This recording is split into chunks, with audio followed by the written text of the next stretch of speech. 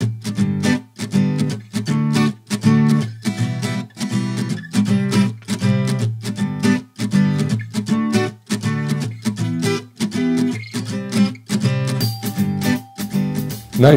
sredinom noći dijete se budi i bolno plače.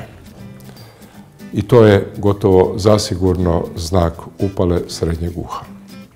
Zašto se bol uha javlja najčešće noću? Naime, kod prehlade dolazi do otoka sluznice nosa, gornjih dišnih puteva i put kojim se dovodi svježi zrak iz nosa u srednje uho bude blokiran. Kad legnemo, tada taj otok sluznice postane sve veći i prolaz zraka iz nosa prema srednjem uhu bude blokiran u potpunosti.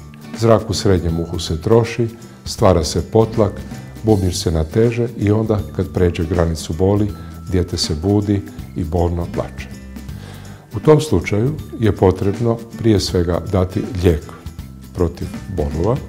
To može biti ibuprofen ili može biti paracetamol i potrebno je dobro počistiti nos, znači osigurati prohodnost nosa.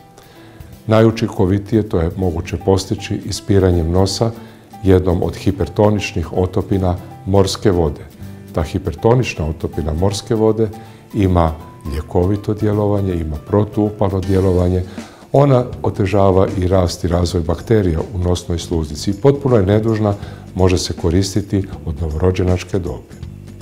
Nakon ispiranja nosa sa hipertoničnom otopinom morske vode možemo primijeniti neke od kapi za nos, dekongestiva takozvanih, koji će još više tu sluznicu smiriti, stanjiti i omogućiti prohodnost tih cjevčica Eustahijevih tuba, dakle cjevčica koje dovode svježi zrak iz nosa u srednje uho.